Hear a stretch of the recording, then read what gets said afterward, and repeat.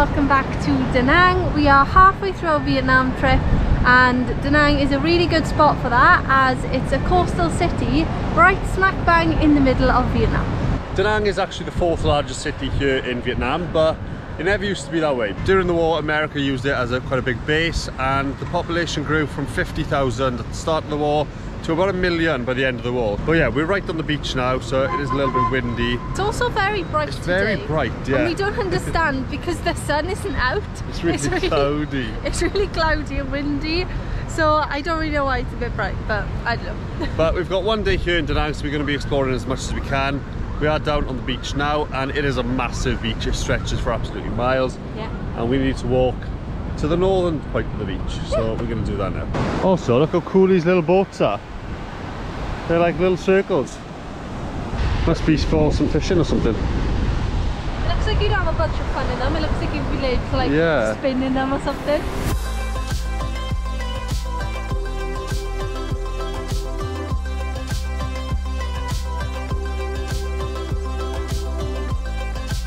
So we've made it to a place called Wonder Park. Now we spotted this on Google Maps, and apparently it's this little park with a bunch of miniature monuments from all around the world.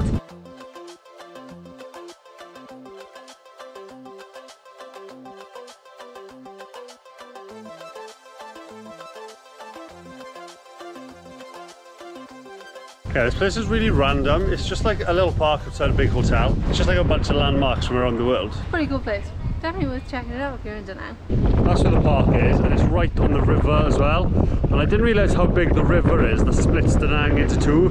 So you've got that side and then the beach side, and this massive bridge going across, and the mountains in the background look awesome as well.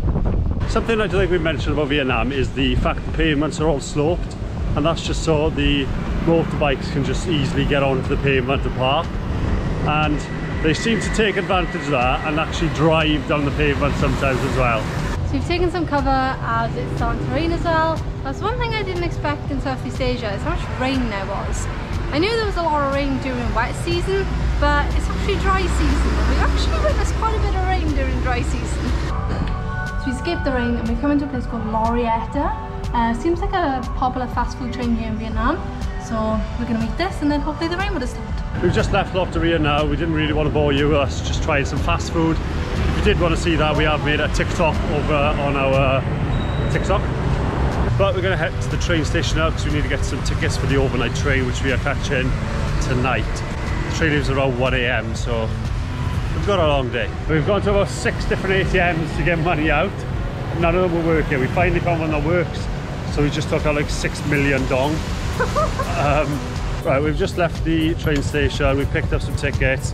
We tried to get some first class, but we ended up getting second class. Because if we got first class, we would have been separated. Yeah, you'll notice in Vietnam that the buildings are quite narrow and tall. You don't really see short and wide buildings unless they're either like religious buildings or government buildings or anything important like that.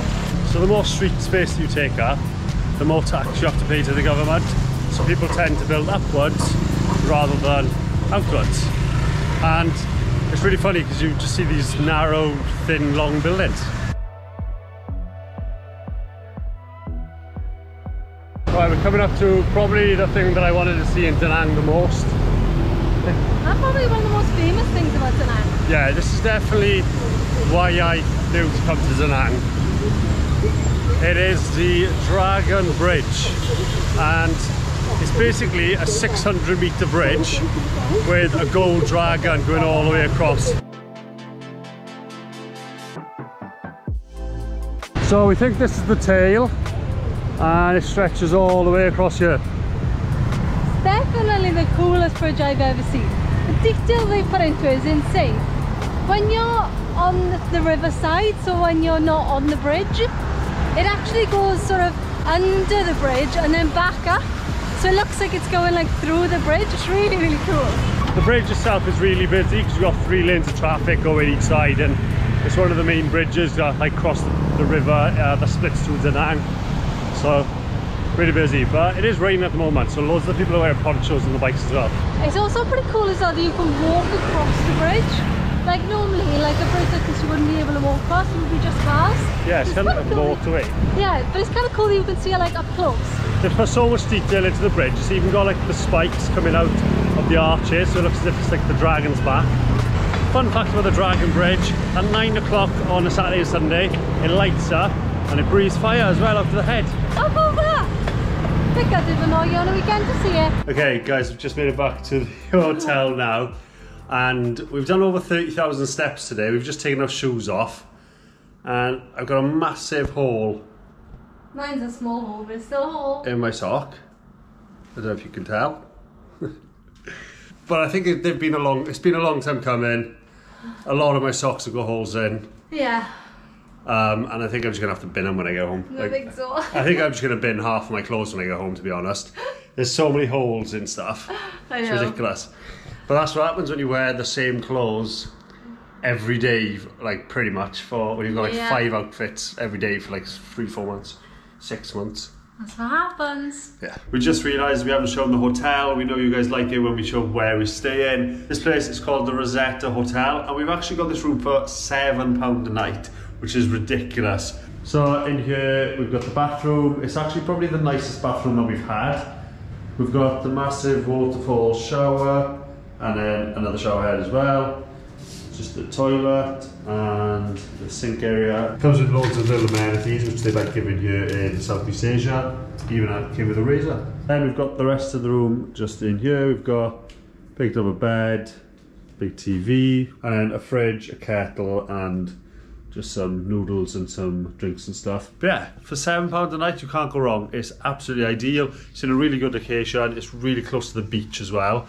And you've got a little bit of a view just out there.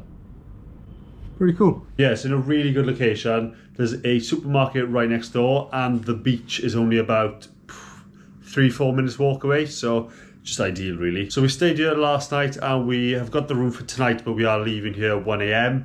We're heading to the train station as you've seen, so we can head to our next location, which we're both really excited for. It looks super cool. We can't wait to show it, we can't wait to explore there. But we've got a 15-hour train journey starting tonight to get there.